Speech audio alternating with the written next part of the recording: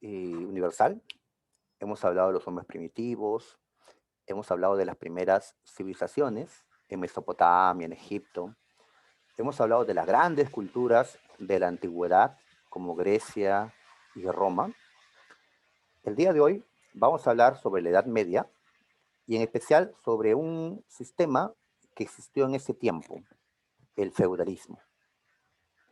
¿Ya? Habrás escuchado, ¿no? De los señores feudales que vivían en castillos, que tenían siervos, tenían caballeros, ¿no? Para las guerras, etcétera.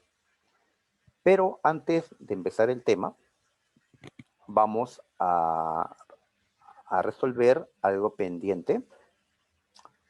Estas son las preguntas domiciliarias, las preguntas que les dejamos como tarea para que ustedes en casa resuelvan. Esta es la domiciliaria sobre Roma, tema que estudiamos la última clase. Son 5 preguntitas que ustedes debieron haber resuelto. Sí lo han hecho, ¿no, chicos? Díganme que sí. ¿Sí? Ya me han hecho dudar, muchachos. Así que, si no lo han hecho, pues vamos a resolverlo juntos ahora. A ver. Tal vez algunas estén complicadas, por eso no lo han hecho.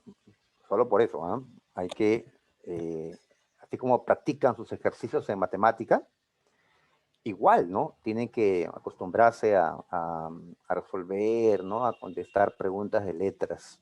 Hay que estar preparados, ¿no? Para el colegio, para la universidad, para el examen de admisión. Muy bien. A ver, entonces, conmigo vamos a ver las respuestas, ¿ya? A ver, sobre Roma. En el punto 1 nos mencionan a los dictadores. Ellos eran electos por un año, dirigían el poder ejecutivo y encabezaban la dirección del ejército romano. Lo que tenemos que saber es si esto es correcto o incorrecto. ¿Recuerdan ustedes que hemos hablado de los dictadores en la antigua Roma? ¿Sí? Allá me están dando respuestas. Muy bien, chicos. Ya.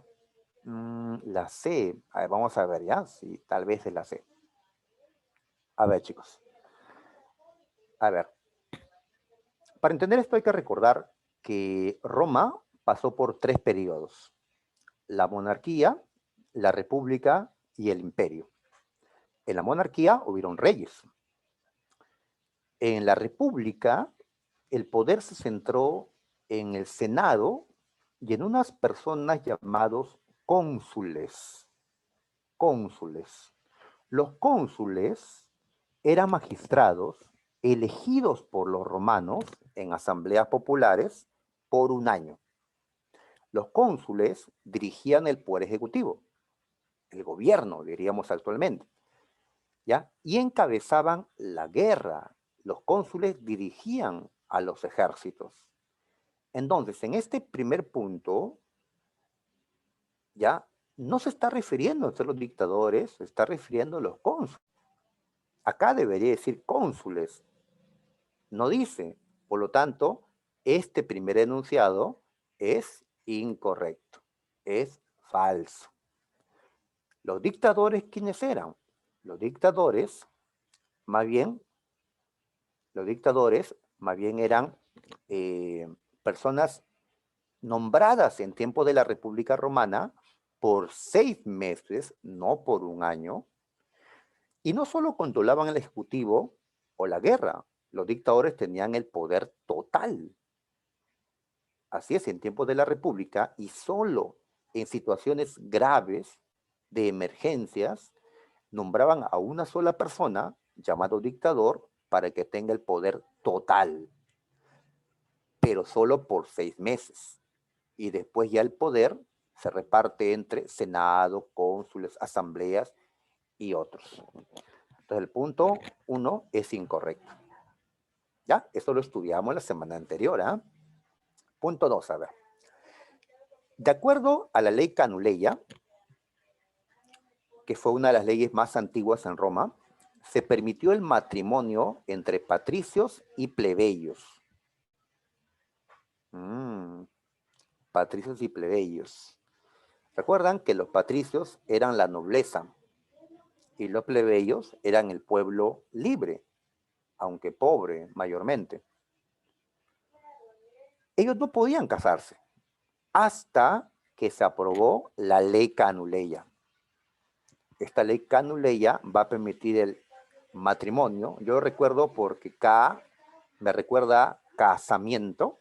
La ley Canuleia permitió que se casaran patricios y plebeyos. Así es. Entonces, esto sí es correcto. La ley Canuleia. Y está en el material que les di. Hablamos sobre eso la semana anterior. Muy bien, viendo eso, la C no puede ser. ¿Ya? Y los chicos en el chat me están respondiendo que es la D. Es dedo. A ver. Voy a marcarlo sin leer la 3 porque por lógica la única respuesta posible es la D. ¿Sí? La D. Dice 2 y 3. La D tiene que ser correcta. A ver, veamos. La inmensa mayoría de esclavos, Roma, recordamos, tenía muchos esclavos, estos se obtenían en las guerras de expansión territorial. Correcto, decíamos que Roma se expandió, conquistó grandes territorios en Europa, Asia y África y consiguió muchísimos esclavos. Muy bien. Entonces la respuesta, o sea, los enunciados correctos son 2 y 3. Por lo tanto, la alternativa correcta es la de dedo. Muy bien, chicos. ¿Ya? Ahí están, chicos. Los primeros que me dijeron D fueron, a ver, Gabriela Rodríguez, Zaira Custodio. Ajá. Así es. Y muchos otros más, ¿no? Pero ya que contestaron muchos, vamos a mencionar a los primeritos que se atrevieron a decir su respuesta, ¿no? Bien, chicos. La 2. A ver, la 2. A ver. Guerras púnicas. Cuando se enfrentó Roma contra Cartago, una ciudad en el norte de África. Esto en tiempos de la República. Muy bien. ¿Qué región fue controlada por Roma después de la Primera Guerra Púnica? Es lo que nos preguntan. A ver, me está mencionando, a ver, Estefano, Zaira, me dicen la D, el Mediterráneo. A ver, veamos, veamos. A ver, decimos entonces que las guerras púnicas fue la guerra entre Roma contra Cartago por el control de qué territorio? Del Mediterráneo, que es el mar que separa justamente a romanos y cartagineses. Y en la primera guerra púnica, los romanos derrotaron a los cartagineses. Y al derrotarlos, los romanos se apoderaron, controlaron el mar Mediterráneo. Correcto, chicos, correcto. La respuesta era la D, en la primera guerra púnica. Después hubo una segunda guerra púnica en la que Cartago, con un líder llamado Aníbal, quiso, pues, derrotar a Roma. Pero al final, Cartago volvió a perder y Cartago fue conquistado. Roma terminó ganando todas las guerras púnicas y convirtiéndose en la primera potencia a partir de esta victoria. Muy bien. Así es, correcto, Tomaya. La D. Vamos a la 3. A ver, el Imperio Romano abarcó un montón de países actuales. ¿Cuál no? De los 4 países que se mencionan, ¿cuál no formó parte de lo que había sido antes el Imperio Romano? A ver, me están contestando la C. La C, a ver, así es. Santos dice Dinamarca, Zaira también, ya, Sajori también. Así es, la respuesta es la C. La C. Muy bien, Dinamarca no era parte de, del imperio. ¿Ya? Así es. ¿Y dónde queda Dinamarca? Pues por ahí alguien que no nos ubica. Podríamos ubicarnos, a ver, vamos a buscar a Dinamarca. Tal vez nos hemos perdido en el mapa. Ahí está, ya aparece Dinamarca, aquí está. Ahí está Dinamarca, ¿sí? Los romanos, como estudiamos la semana pasada, desde Italia conquistaron Portugal, España, Francia, no todo el Reino Unido, sino la parte sur, lo que llamamos Inglaterra, también Bélgica, Países Bajos, llegaron a dominar pedacitos de Alemania, ¿ya? Y así Austria, Grecia, Bulgaria, etcétera, pero no llegaron a dominar pues las tierras que están más allá, como Polonia, Dinamarca, Noruega, Rusia, etcétera. El dominio de los romanos fue de esta manera, ¿no? Fue de esta forma. El norte de África, cercano Oriente y gran parte de Europa, pero no toda. Dinamarca estaba fuera entonces. España, Francia e Italia sí fueron conquistados. Bien, 4. ¿Quién fue el primer emperador de Roma? A ver, me dicen la A. Correcto, así es, Zaira Santos Gómez Navarro.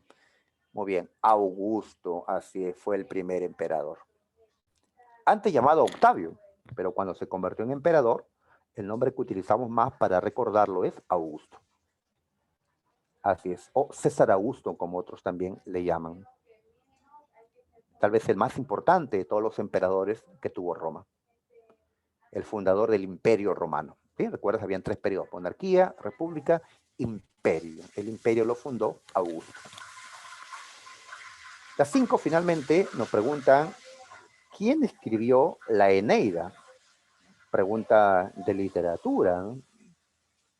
La Eneida la escribió muy bien Gabriela, ya, muy bien Aileen, Ángela, Virgilio, correcto, Virgilio. Ah, esto lo has aprendido no por historia, ¿no? En literatura han estudiado seguramente esto. Ahora, pero por historia sabemos que Virgilio fue un poeta que vivió cuando era emperador Augusto, es decir, en los inicios del Imperio Romano. Y Augusto apoyó a este escritor, como a otros, haciendo que Roma viva pues un periodo de grandeza cultural en las letras, en las artes, conocido como el siglo de Augusto. Así que acá va Virgilio, acá Augusto. Muy bien. Así es, chicos. Muy bien. Los demás también llegaron a la misma respuesta. Qué bueno. Listo. Entonces, esto era lo pendiente de la semana pasada. Luego vamos a ver la práctica de hoy. Tenemos que ver la teoría. Y luego ya vemos las preguntas. Bien, chicos. Entonces, ahora sí nos ubicamos aquí para estudiar al feudalismo. Tenemos que entender qué es el feudalismo, ya, cómo surge el feudalismo, en qué tiempo, dónde, ya, cuáles son sus características. Tenemos que diferenciar quién era el señor feudal, quién era su vasallo, qué era ser un siervo, qué era ser un villano, etcétera, ¿no? En este temita. ¿Ya? Muy bien.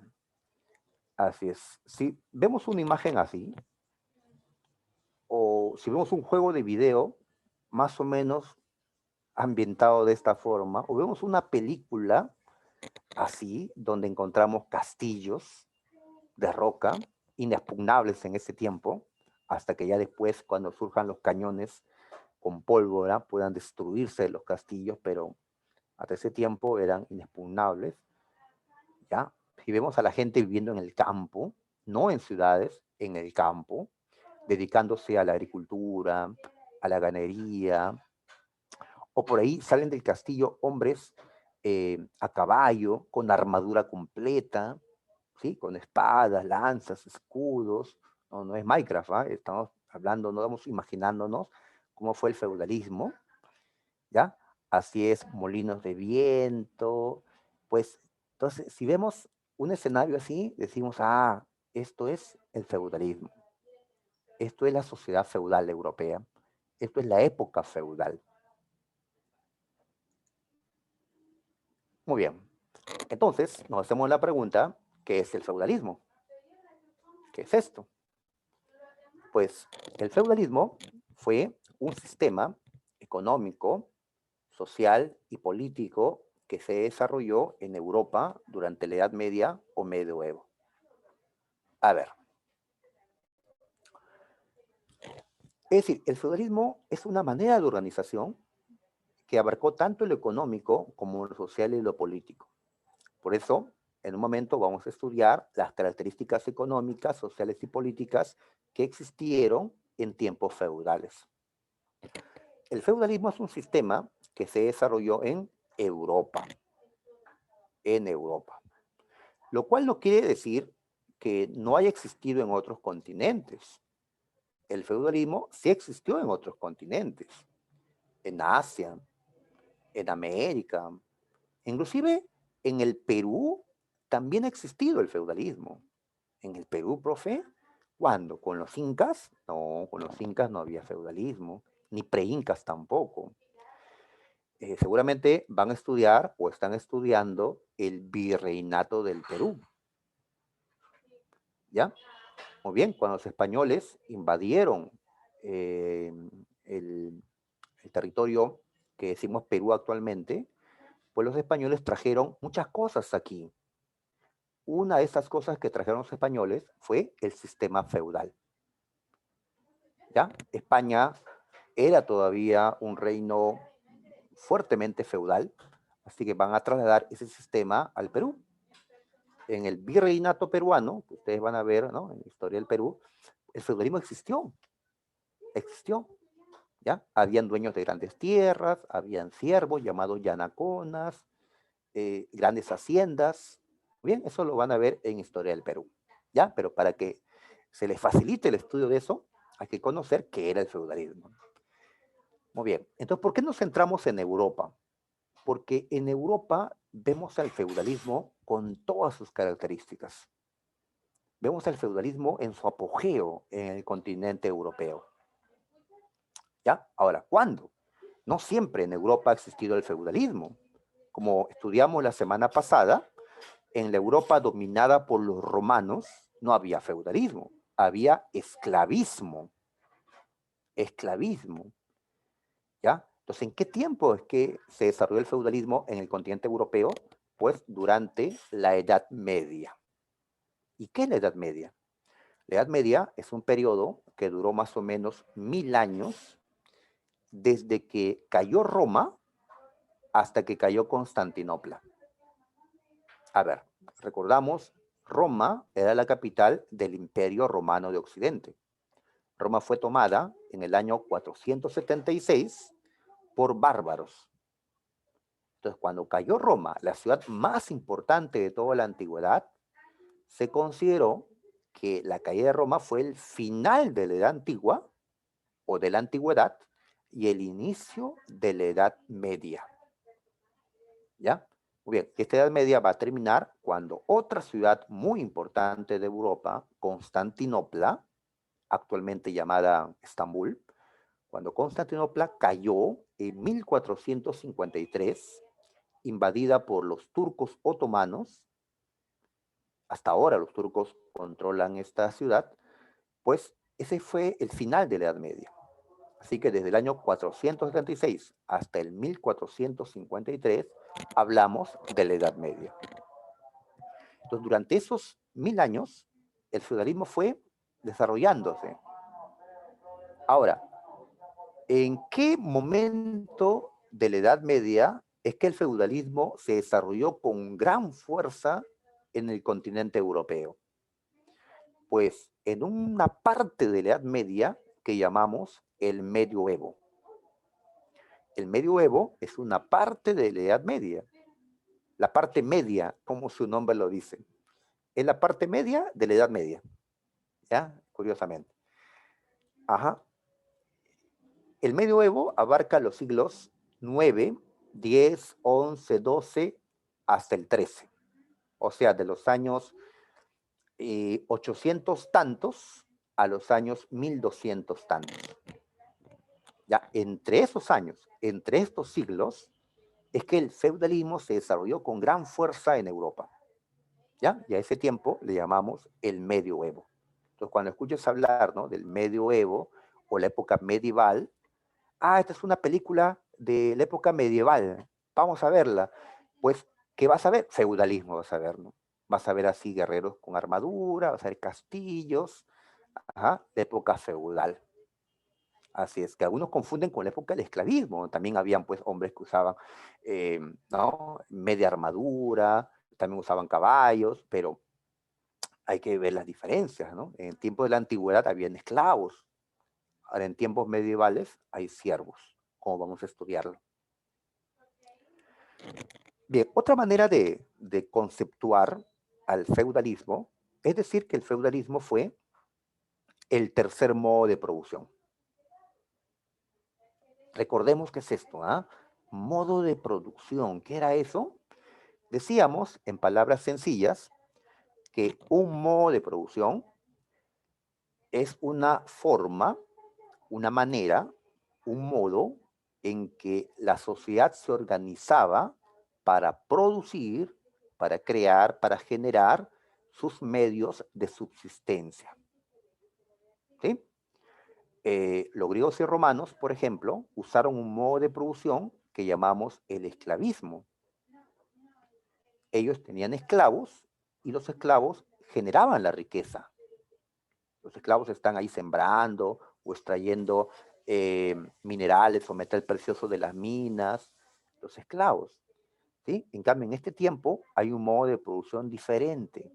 Hemos dicho antes que a lo largo de la historia de la humanidad existieron varios modos de producción según el marxismo, según la teoría marxista. ¿Cuáles fueron esos modos de producción? Hemos hablado de 4 modos de producción. ¿Cuáles eran? La comunidad primitiva, ¿sí?, en tiempos de la prehistoria. A ver, ahí me están anotando, seguramente han recordado los chicos. Claro, el modo de producción primitivo o comunismo primitivo, muy bien, Sareli. Así es. Luego el esclavismo, que es el segundo modo de producción en tiempos de la Edad Antigua, y ahora viene el feudalismo en la Edad Media. Y finalmente, muy bien, Sareli, el capitalismo, ¿ya? El capitalismo, que es el modo de producción que va a surgir todavía después, en este tiempo de la Edad Media no lo vemos claramente, ¿ya? Después hablaremos de capitalismo. Muy bien, entonces ahí están los 4 modos de producción, ¿ya? El primitivo, el esclavista, el feudal y el capitalista, ¿ya? Bien, entonces el feudalismo, viendo el orden, sería el tercer modo de producción. Ahí está. Entonces si les preguntan, ¿en qué edad de la historia se desarrolló el tercer modo de producción? En la Edad Media. El segundo modo de producción, ¿en qué edad? Antigua. El primer modo de producción, ¿en qué edad? En la Edad de Piedra o prehistoria. Y el capitalismo, pues en la Edad Moderna y sobre todo en la Edad Contemporánea, que es nuestro tiempo. Porque nuestro tiempo es tiempo del capitalismo, con propiedad privada y trabajo asalariado. Bien, entonces tenemos un concepto ya de feudalismo, pero un concepto así es muy general, pues necesitamos entrar, ¿no?, a estudiar cada elemento, cada aspecto, cada característica del feudalismo. Y es lo que vamos a hacer entonces a continuación. Pero todavía queda una pregunta importante. ¿Y cómo es que surgió el feudalismo? ¿Por qué? ¿Por qué es que hablamos de feudalismo, no? ¿Cuáles son las causas? En historia tenemos que aprender las causas y las consecuencias. Si la historia es el cambio de las sociedades en el tiempo, tenemos que ver por qué cambian, ¿ya? Y qué consecuencias genera eso, ¿no? Y así entender, pues, cómo fue cambiando la sociedad o las sociedades en el tiempo y llegar a cómo es en la actualidad. Claro, que lo actual es consecuencia de todas las transformaciones del pasado. Muy bien. A ver, entonces, para esto vamos a ubicarnos en el siglo IX, que es cuando empieza a desarrollarse el feudalismo con todas sus características, el siglo IX. Siglo IX, ya. En el siglo IX se había formado en Europa un nuevo imperio. Después de la caída del Imperio Romano de Occidente ante los bárbaros, se había creado en el siglo IX, en los años 800 tantos, un nuevo imperio llamado el Imperio Carolingio. Vamos a verlo en un mapita. Aquí está. Aquí está el Imperio Carolingio. ¿Ya? Ahí vemos. Este imperio lo crearon los francos, un pueblo bárbaro que ya ha dejado de ser bárbaro porque ya ha asimilado la cultura eh, de los demás europeos o se ha convertido a la fe católica. Los francos, los francos se ubicaron en esta parte. Al reino de los francos, ¿cómo se le conoce actualmente? Al reino de los francos, pues actualmente se le llama Francia, ¿sí? Se llama Francia porque allí estuvieron los francos. Los francos se expandieron y dominaron otros territorios. Muy bien, entonces todos los territorios que están aquí rayados vienen a ser el imperio de los francos, más conocido como el imperio carolingio. Y el hombre que fundó esto se llamó Carlomagno. Carlomagno perteneció a una dinastía de gobernantes llamada la dinastía carolingia, y de ahí el nombre Imperio Carolingio. La capital era Aquisgrán. Desde allí, Carlomagno gobernaba con mano firme, gobernaba todo su imperio, que abarcaba estas tierras, la actual Francia, partes de Italia, ¿ya? Partes de Alemania, de Holanda, Bélgica, Suiza, etc. Dinamarca no, otra vez Dinamarca estaba afuera, ¿ya? También estaba fuera Inglaterra, España, etc. ¿Ya? Esto era el Imperio Carolingio. El Imperio Carolingio fue creado como un intento de devolver a la vida al Imperio Romano de Occidente. ¿Ya? Me están preguntando si Carlomagno era otro al de Roma. ¿Cómo es eso? Pues, así como tal vez alguien diría, ¿no? En el Perú existió un gran imperio en el pasado, el Tahuantinsuyo. ¿Por qué no restauramos el Tahuantinsuyo? ¿Por qué no devolvemos a la vida el Tahuantinsuyo? Que el Cusco vuelva a ser la capital, ¿sí?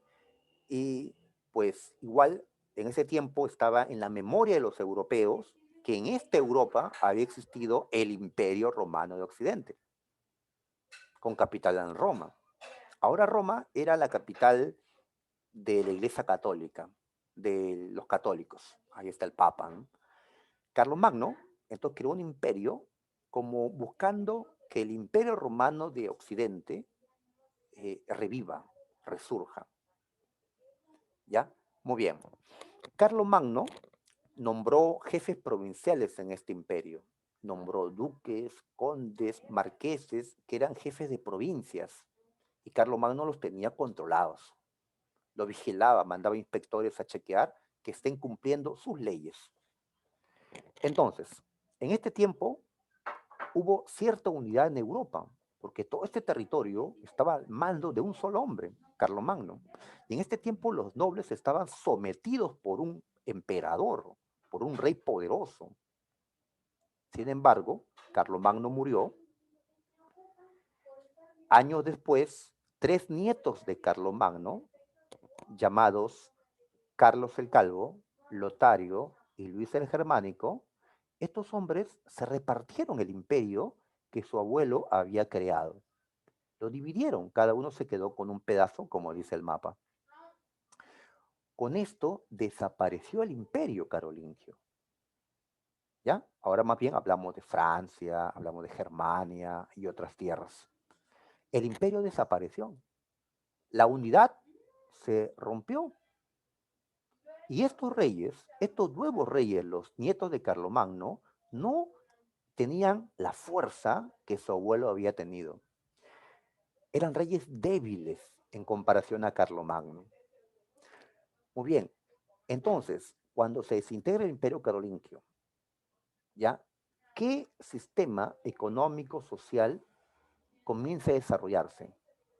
Comienza a desarrollarse el feudalismo. Una causa importante para poder hablar del feudalismo es la descomposición o desintegración o desaparición del Imperio Carolingio. Aparte que el sistema esclavista, como estaba mencionando, ha estado también decayendo desde tiempos de finales del Imperio Romano. ¿Ya? Entonces hablamos del feudalismo después de la desaparición del Imperio Carolingio.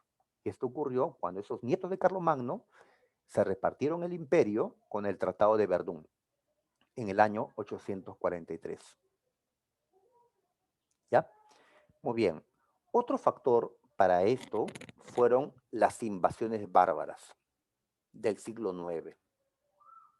A ver, bárbaros es el nombre que se usa en este tiempo para llamar a los pueblos que vivían más allá, a los pueblos que vivían, pues, fuera de, en este caso, fuera de los nuevos reinos que se habían formado tras la caída del Imperio Romano. Los bárbaros eran los pueblos que no compartían la misma cultura de los otros europeos. Fueron unos bárbaros los que destruyeron al Imperio Romano de Occidente en el siglo V, pero ahora otros bárbaros van a atacar a los europeos de este tiempo. ¿Quiénes eran esos bárbaros? Pues habían bárbaros en el África, pueblos musulmanes, habían bárbaros en Europa Oriental, como los eslavos que aquí aparecen, pero los bárbaros más destacados de esta época eran los bárbaros llamados los, los vikingos, correcto, Zaira, los vikingos, que vemos acá en la parte norte de Europa. A ver, veámoslos más de cerca. Ahí están los vikingos. Ahí está. ¿Dónde vivían los vikingos? Vivían en estas tierras del norte de Europa, donde están así es, correcto, Yanira, los vikingos. Aquí quedan tres países. Dinamarca, ¿recuerdas Dinamarca? Aquí está. Aquí queda Suecia, y aquí Noruega. Entonces, en estas tierras, hace 1000 años, aquí se encontraban los vikingos. Ellos eran grandes guerreros, grandes navegantes. Ellos tenían embarcaciones como estas, cuya parte frontal parecía como un dragón. Entonces le llaman dracar a estas embarcaciones. Y ellos, con sus barcos y su espíritu de lucha, los vikingos dominaron en este tiempo el Mar del Norte, que es esto, el Mar Báltico, pero inclusive ellos ya salieron por el Océano Atlántico que se encuentra acá, entraron al Mar Mediterráneo, de tal manera que los vikingos atacaron, asaltaron, ya robaron a los pueblos que habitaban en los reinos europeos, tanto por la parte norte, sobre todo, y también por la parte sur. Los vikingos, ahí está, ¿no? Los vikingos fueron tan buenos navegantes, imagínate que en ese tiempo, hace 1000 años, y sin tener brújula, los vikingos llegaron a América, llegaron al actual Canadá, norte de América. Los vikingos llegaron a América 500 años antes que Cristóbal Colón lo haga.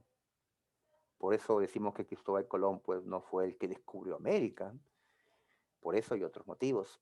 Los vikingos entonces dominaban los mares en ese tiempo. ¿Ya? Eran los king, los reyes del mar. Ahí están los vikingos. También se le ha llamado escandinavos, normandos a estos vikingos. Entonces, como ellos atacaron a los reinos británicos en esta isla, o a los reinos francés, germano, etcétera, Los vikingos causaron miedo, destrucción. Los vikingos generaron que los reinos se debiliten aún más, que los reyes sean aún más débiles, ¿ya? Entonces, los ataques vikingos son también una causa para explicar cómo es que surgió el sistema feudal. A ver, me están preguntando, si los vikingos llegaron a América, ¿por qué no hay descendencia de ellos? Así es, ¿por qué no lo hay, no? Es una buena pregunta. Los vikingos llegaron a, no aquí exactamente, ¿no? No a América del Sur, al Perú, llegaron al norte, a Canadá. Pero los vikingos nunca poblaron masivamente el continente americano, como si lo van a hacer los españoles, o los portugueses, o los ingleses en América del Norte. Los vikingos tuvieron asentamientos en esas zonas, eh, ¿ya? Y tampoco se quedaron para siempre. Estuvieron un tiempo, ¿ya? Regular, y luego abandonaron, porque las distancias eran enormes, porque habían indígenas que se resistían a ellos.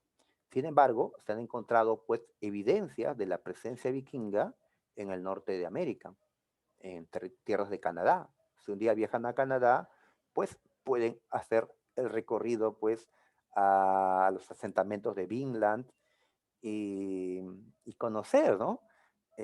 Allí hay gente que representa, ¿no? Cómo era la vida de los vikingos en ese entonces allí.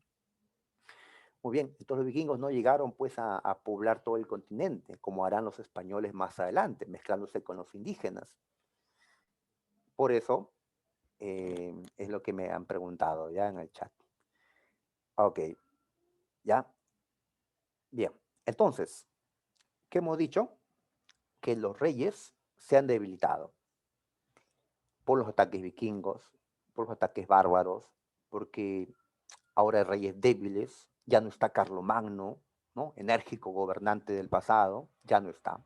¿Y qué pasa cuando los reyes se hacen débiles? Los nobles, los nobles se hacen fuertes, ¿ya? Si el rey es débil y es incapaz de dominar al noble, cuando digo noble me refiero a los duques, marqueses, condes. Cuando digo nobles, me voy a referir en este tema a los que vamos a llamar en un momento señores feudales. Cuando los reyes entonces se hacen débiles, los señores feudales o nobles ya no lo obedecen. Ahora hacen lo que les da la gana en las tierras donde ellos dominan. ¿Ya? Se creen reyes ahora los nobles. Y de esa manera se configura el feudalismo. En el feudalismo, estos señores feudales, pues, dominan en el continente europeo y los reyes no tienen la fuerza para imponerse a ellos. ¿Está bien? Muy bien. Acá, en esta imagen, vemos a un señor feudal. ¿Ya? Los señores feudales eran dueños de enormes tierras, tierras conocidas como feudos, y por eso le llamamos señor feudal. ¿Y a qué se dedicaban los señores feudales? Ellos no eran comerciantes, no eran agricultores, no eran sacerdotes, no eran intelectuales. Los señores feudales eh, se dedicaban a la guerra. Para defender sus tierras, sus enormes tierras, ellos se dedicaban a la guerra. Se convertían en caballeros medievales. Caballeros. Acá vemos a uno de ellos con la armadura completa, con una gran espada, montado a caballo. Muy bien. Entonces, hombres así son los que dominaron en este tiempo. ¿Ya? A ellos les vamos a llamar caballeros, señores feudales, nobles, bellatores. Hay diferentes maneras de llamar a la élite que dominó pues Europa en estos tiempos del feudalismo. Ellos. Y bajo su mando estaban los siervos, los campesinos, gente pobre de ese tiempo, bajo el mando de estos hombres. Muy bien, ahí está.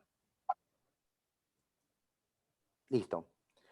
Bien, entonces para seguir entendiendo qué es el feudalismo, vamos a revisar ahora las Pero ya llegó características el económicas, señal. sociales y políticas del sistema feudal. Veamos a ver. A ver, muchachos. Decíamos hace un momento que los bárbaros, vikingos y otros, habían atacado a los europeos, a los demás europeos. Bien, atacaban sus ciudades, porque ahí la gente estaba concentrada, porque allí había riqueza. Ajá, así como cuando piratas llegaron a atacar el Callao para entrar a Lima y saquear nuestra ciudad. Estamos hablando pues de varios siglos atrás, cuando el Perú era un virreinato, ¿no? Igual, pues los vikingos asaltaban las ciudades europeas. París y otras ciudades fueron asaltadas varias veces por los vikingos. La gente de las ciudades tuvo miedo. ¿Qué hizo la gente? Huyó de las ciudades al campo. En el campo uno vive pues más separadamente, digamos, y como es grande el campo, pues es más difícil que los vikingos justo lleguen a donde estamos. Entonces, una característica de estos tiempos es la ruralización.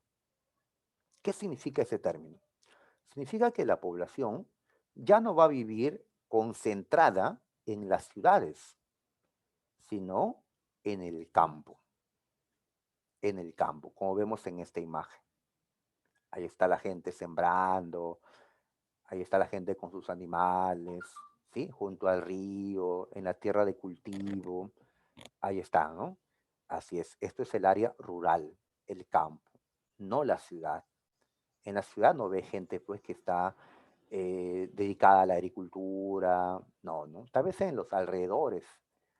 O también existe pues ya algo moderno, ¿no? Muy bien. Entonces, una característica es la ruralización. Y si la gente vivía en el campo, la gran mayoría, ¿a qué se dedicaba? Pues se dedicaba a la agricultura, a la ganadería. Ahí están, ¿no? Estas actividades eran la base de la economía de esta Europa feudal. Por lo tanto, la mayoría de personas eran campesinos, que son aquellos que se dedican justamente a la agricultura y la ganadería. Ahí está. Entonces, la sociedad feudal va a ser distinta a la sociedad actual, porque actualmente vivimos en ciudades, nos dedicamos a otras cosas, no existe la industria moderna, hay máquinas, pues es diferente. Ahí está. Muy bien. Y en una sociedad de ese tipo, rural, agrícola, ¿cuál es el bien más importante? Pues para cualquier campesino, el bien más importante es la tierra donde se encuentra.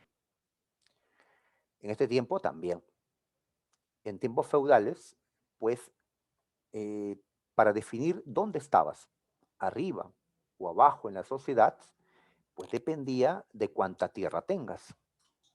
Aquellos que estaban abajo, y le vamos a llamar siervos, y van a ser explotados, ellos no tenían nada de tierras, no tenían tierras. En cambio, su señor, el que está arriba, el que domina, pues se caracterizó por ser dueño de enormes tierras. Entonces, en este tiempo feudal, no era el dinero, sino la tierra lo que establecía pues en qué lugar de la sociedad te encontrabas. Eran otros tiempos. Muy bien, entonces una característica del feudalismo es que la tierra estaba concentrada en grandes propiedades. No como en la ciudad moderna, donde la gente, mucha gente es dueña de una pequeña tierra, el lote donde ha levantado su casa, ¿no? En cambio acá no. Acá pocos hombres eran dueños de enormes tierras. Y la gran mayoría de la gente, a pesar que vivía, ¿no?, en el campo, no eran dueños de nada de tierra. ¿Cómo se llamaban esas extensas tierras que eran propiedad de unos pocos? Se llamaban feudos. Feudos. ¿Ya? Estos feudos eran grandes, podían ser el tamaño de un distrito, ¿no? Más grandes, de una provincia. hasta de un país. Hay países actuales en Europa, como por ejemplo Suiza, que antes fueron feudos, que fueron propiedad de un solo hombre. Entonces eran grandes las propiedades de tierras que existían en ese tiempo. Al dueño se le llama señor feudal. Y a todo este sistema basado en feudos y en el poder de los señores feudales le llamamos feudalismo. ¿Está bien? Muy bien. Otra característica económica de este tiempo es que cada pueblo, la gente que vivía en cada pueblo, creaba los bienes que necesitaba. Ellos no compraban alimento de otras partes, como hacemos nosotros. Nosotros importamos distintos alimentos del extranjero. O traemos ropa también del extranjero, ¿no? O distintas cosas. Ellos no. Cada pueblo producía los bienes que necesitaba. Es decir, ellos tenían autonomía económica, independencia económica. Pero hay un término que tienen que conocer porque se usa para este tema del feudalismo: autarquía económica. ¿Ya? Entonces, autarquía económica significa que cada pueblo de cada feudo se generaba sus propios bienes, sea en alimento, en vestido, en vivienda, lo que necesite. Había autonomía económica. A diferencia de nuestro tiempo, en que entre países dependemos, ¿sí? Ellos no tienen tal vez nuestro cobre, nuestra plata, nuestros eh, recursos, y nosotros pues no tenemos cosas que ellos tienen, entonces intercambiamos. Acá no. ¿Qué significa esto? Que en tiempos feudales había poco comercio, solo cosas raras que no tuvieran si lo traían de lugares alejados, pero las cosas comunes pues lo creaba cada pueblo, autarquía económica. En cambio, más adelante, cuando hay un comercio dinámico, ¿ya? Cuando las ciudades se centren en el comercio, ¿no? Y otras actividades como la banca, la industria, cuando el dinero circule, ¿sí? Pues eso ya no es feudalismo, eso es capitalismo, ¿sí? Nuestro tiempo. En este tiempo el dinero circulaba de manera escasa, ¿no? La gente no pagaba tributos con dinero, ¿no? Como hacemos ahora. Lo pagaba pues trabajando o lo pagaba entregando productos, no dinero, ¿no? En el aspecto social, vemos que la gente en ese tiempo está dividida en tres sectores, conocidos como estamentos, ¿sí? Preferimos en el tema feudalismo no hablar tanto de clases sociales, sino hablar de estamentos.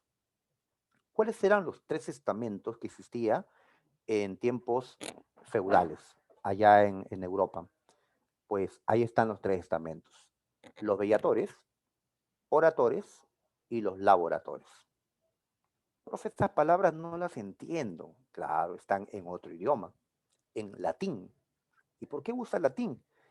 Porque en estos años de la Edad Media, pues el latín era el idioma culto, lo usaba la Iglesia Católica. Y la Iglesia Católica fue la que acuñó estos términos.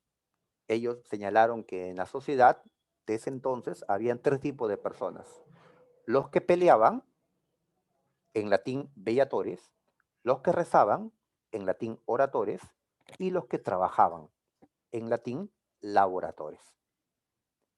¿Ya? Entonces tenemos que conocer quiénes eran cada uno de ellos. Ver sus características, ahí están. Pero antes de eso, ¿qué significa una sociedad estamental? ¿Ya? ¿Y por qué no hablar de una sociedad clasista? ¿Por qué no? A ver, una sociedad estamental es una sociedad clasista, pero va más allá.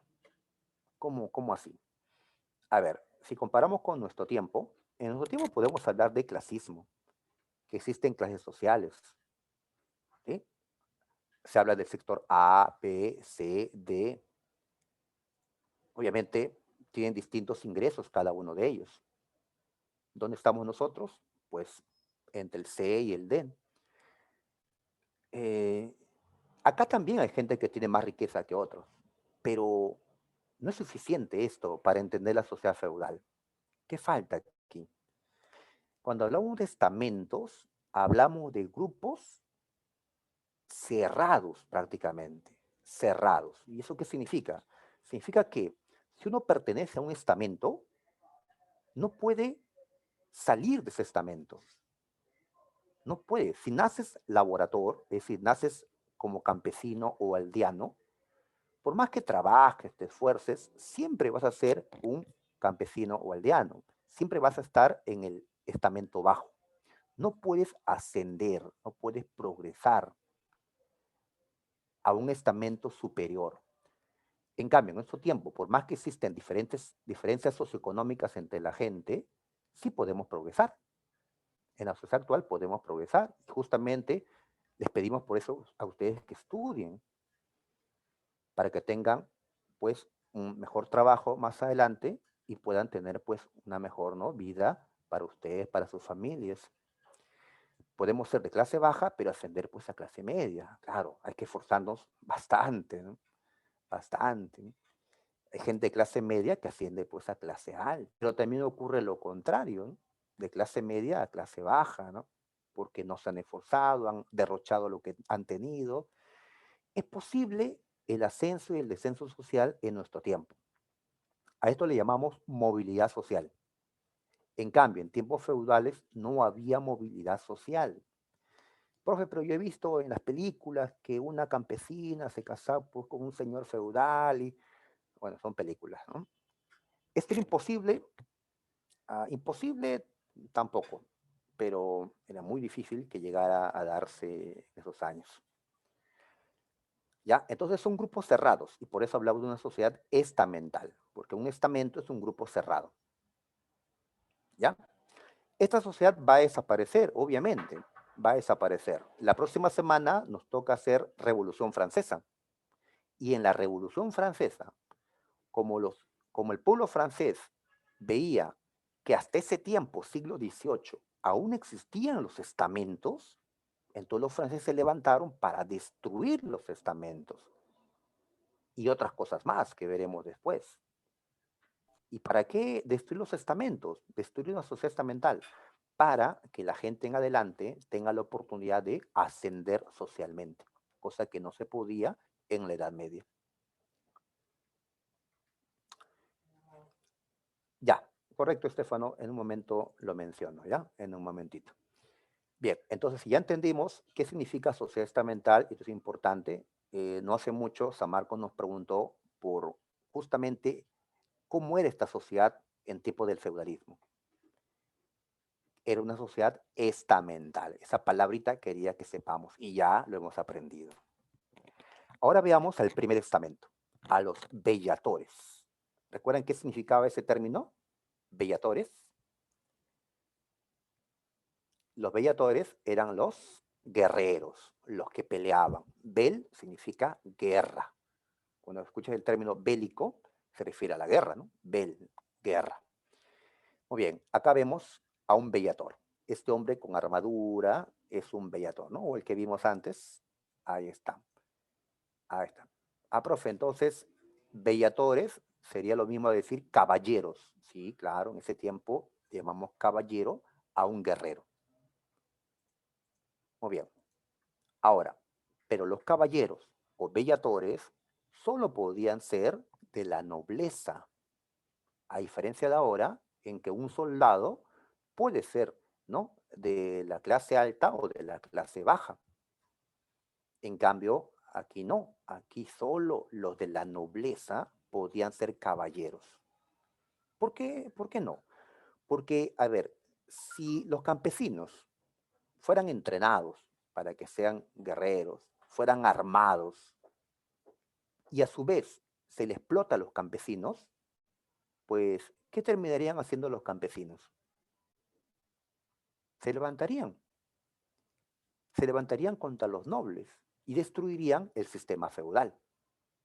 Por eso, la gente del pueblo no debía ser entrenada, no debían ser guerreros.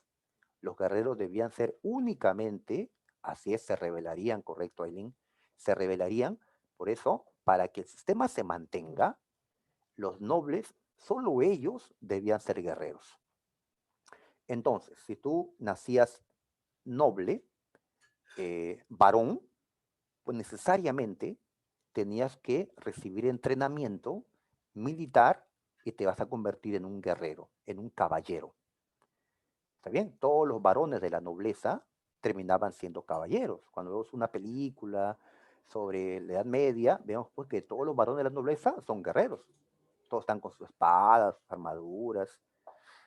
Bueno, si son viejos ya, pues ya no pueden, ¿no?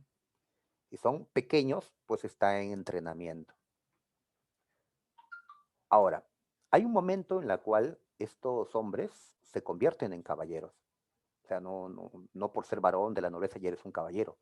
Tienes que recibir entrenamiento y hay una ceremonia que tienes que recibir para que te nombren caballero. Te nombran caballero. Acá vemos una imagen donde aparece un guerrero siendo nombrado caballero. ¿Ves allí? Está arrodillado y esta reina, puede ser un rey, puede ser un señor feudal. ¿Qué está haciendo esta reina? Ha colocado una espada sobre el hombro de este hombre. Y seguramente le está diciendo, te nombro caballero. ¿Sí? Pone la espada sobre su hombro derecho y luego lo pone sobre su hombro izquierdo. ¿Mm? Yo te nombro caballero. Habrás visto tal vez eso en alguna película. A ver, me preguntan, ¿a partir de qué edad? ¿A partir de qué edad podían ir a las guerras? Pues si eres nombrado caballero, puedes ir a la guerra. ¿Sí? Entonces la pregunta sería, ¿a qué edad se nombraban caballeros? Pues eso depende, ¿no? Depende de si está preparado ya un chico, ¿no? Imagino que ustedes, a la edad que tienen, pues si han entrenado, ¿no? Si tienen sus armas, a la edad que tienen, pueden ya ser nombrados caballeros, a pesar de su edad, ¿no? Todavía corta, ¿no? Ahí está, ¿no? Y un joven quería ser caballero tempranamente, quería que lo nombren tempranamente caballero, porque si no, lo seguían tratando como un niño. No, ahora soy un hombre porque me han nombrado, soy un caballero, igual que tú, padre, ¿no? Igual que tú, hermano mayor, soy un caballero. Así que los varones esperaban este momento en que lo nombraban caballero, porque así te reconocían como adulto, como guerrero, podías ir a la guerra y en la guerra estaba el honor para ellos, tenías todos tus derechos a partir de ese momento. Si no eras caballero, pues no. Ya preguntan si solo los hombres, entiendo los varones, eran nombrados caballeros. Sí, solo los varones. Las mujeres no eran, pues, por algo el término caballera no existe, ¿no? Caballera. Bueno, de broma lo usamos, ¿no? La sociedad machista de esta época, pues, no le permitía a las mujeres luchar. Actualmente, pues, una mujer con un arma, pues, puede ir a la guerra igual que un varón, ¿no? Pero en estos años se peleaba con el cuerpo, ¿no? Con los brazos, con las espadas, pues, se requería gran fuerza física.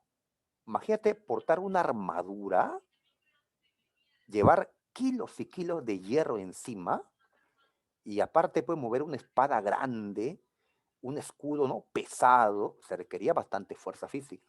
Entonces, a las mujeres no van a poder, ¿no? Sin embargo, hubo mujeres que sí pelearon, por excepción. La regla es que son varones nada más. Alguna mujer que haya sido caballero. Ah, me menciona que los vikingos tenían escuderas que sí peleaban.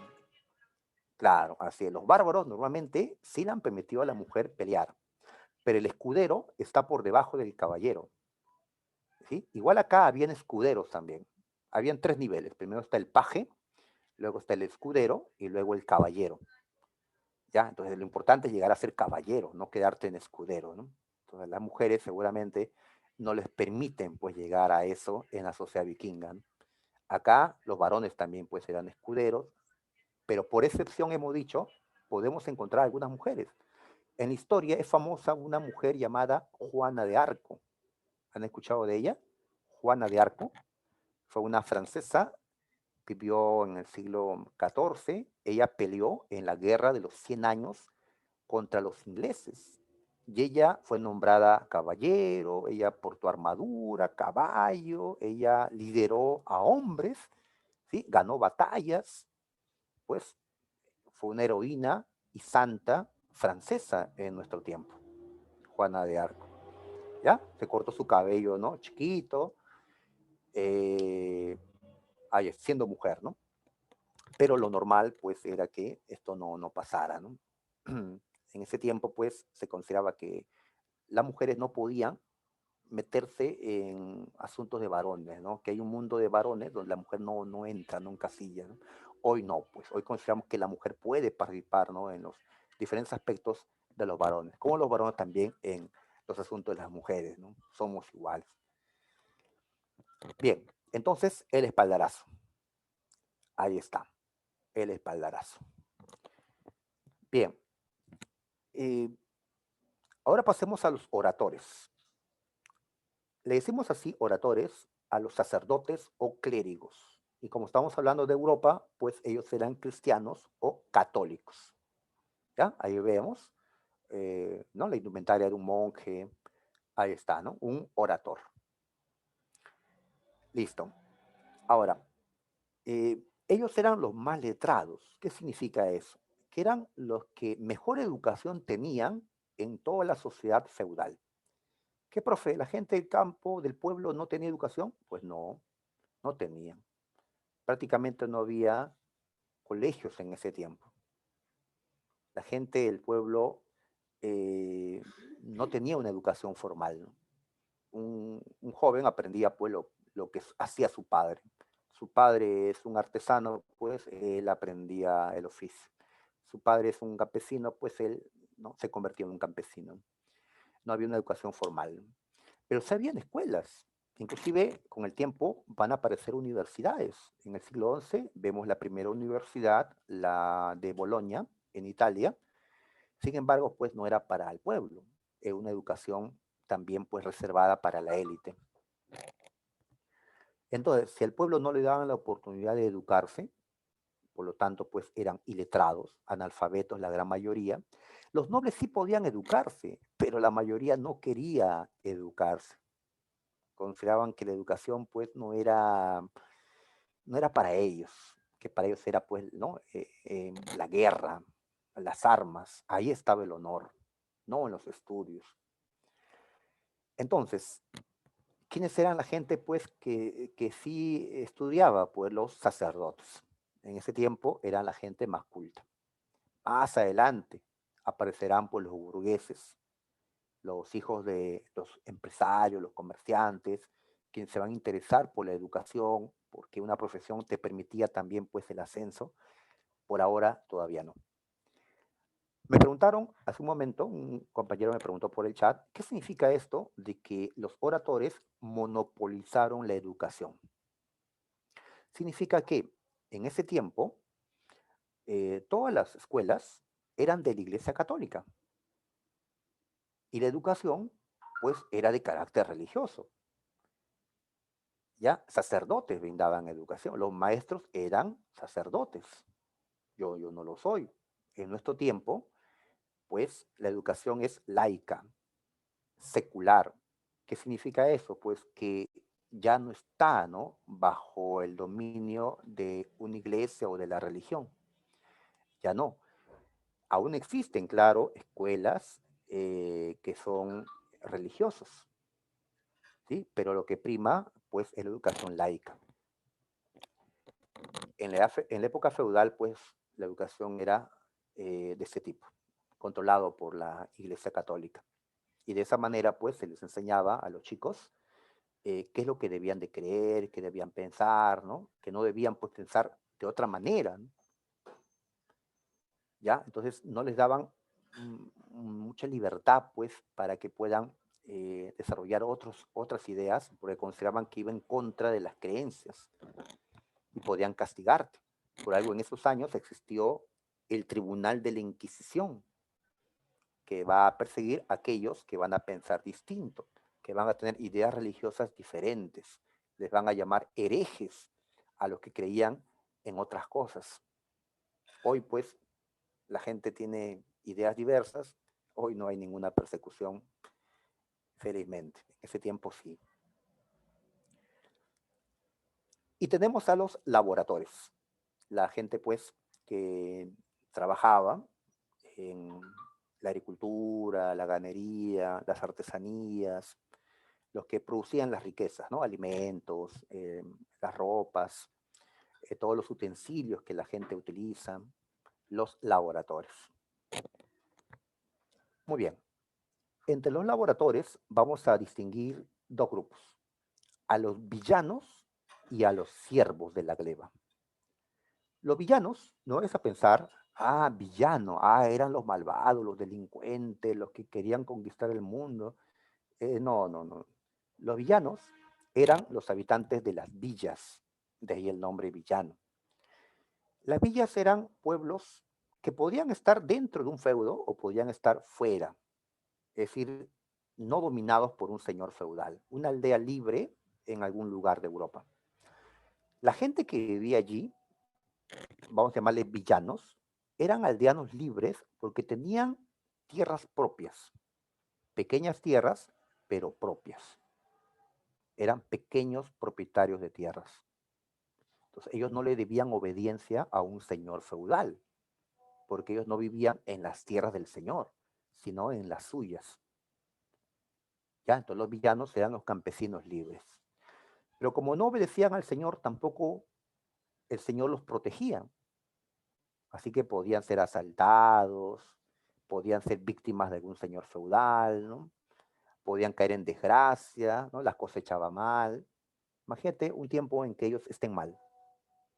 ¿Qué, podía, ¿Qué podían hacer si veían que por un camino pasaba una caravana trayendo cosas? ¿Qué podían hacer? Podían asaltarlos para poder mantenerse. Y de ahí pues el término villano tal vez quedó pues como gente, ¿no? Que se dedica a esas cosas, ¿no?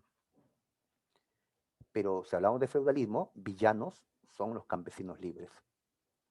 Ellos no eran la mayoría eran los siervos de la gleba, siervos nada más, ¿ya? Para abreviar. Los siervos eran campesinos también o aldeanos, pero semi libres. No eran esclavos, gente que no tiene nada de libertad, pero tampoco eran hombres completamente libres. No lo eran. ¿Por qué no? Porque los siervos no tienen tierras propias. Entonces, ¿qué hacen? Viven dentro de los feudos, es decir, dentro de las tierras que son propiedad de algún señor feudal. Imagínate que no tengan casa, chicos, y toquen la puerta de algún extraño y les piden que, ¿no? Una habitación donde vivir, ¿no? Entonces, a partir de ese momento van a tener que obedecer al dueño de la casa. Les van a pedir que paguen esto, que hagan lo siguiente. Bueno, en nuestro tiempo es todo difícil se dé. En el pasado, pues tenías que vivir en alguna tierra, tenías que tocar las puertas de un señor feudal.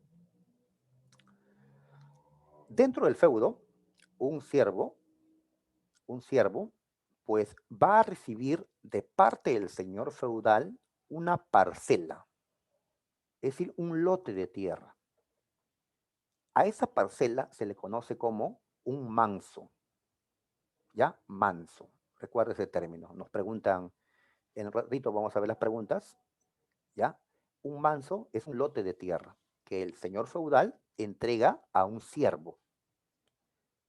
Muy bien, entonces nos preguntamos, ¿a quién le pertenece el manso? ¿Al siervo o al señor? Pues si hablamos de quién es el propietario, pues es el señor feudal. El señor feudal le ha entregado el manso al siervo, pero solo para que el siervo pueda vivir allí y sembrar allí. Pero la tierra sigue siendo el señor. El señor no está repartiendo su propiedad a la gente. Solo está entregando, digamos, la posesión. La posesión.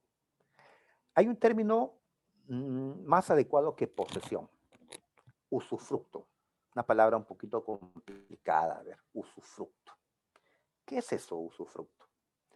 El usufructo es el poder que una persona tiene sobre algo. ¿Qué puede hacer esa persona con ese bien? Puede usar el bien y puede aprovechar los frutos que generen ese bien. ¿Ya? Por ejemplo, si a mí me regala mi papá, ¿no? Ya quisiera, me regala un auto, entonces el auto sigue siendo propiedad de él porque está a su nombre, ¿ya? Pero yo puedo usarlo, puedo ir a pasear. Y si tengo necesidad, puedo taxearlo. Y lo que me pagan el taxi es mío, ¿ya? Entonces, ¿qué puedo usar yo? ¿Qué significa entonces derecho de usufructo? El derecho a usar y aprovechar los frutos de un bien, pero eso no me convierte en propietario. Algo así, muchachos, correcto. ¿Ya? Derecho de usufructo. Ahí está. Por acá seguramente habrán abogados, pues, van a estudiar, ¿no? Usufructo y otros derechos reales, le llaman, pues, ya que no te convierten en propietario. Así es. El derecho de propiedad, pues, va más allá. El poder disponer del bien.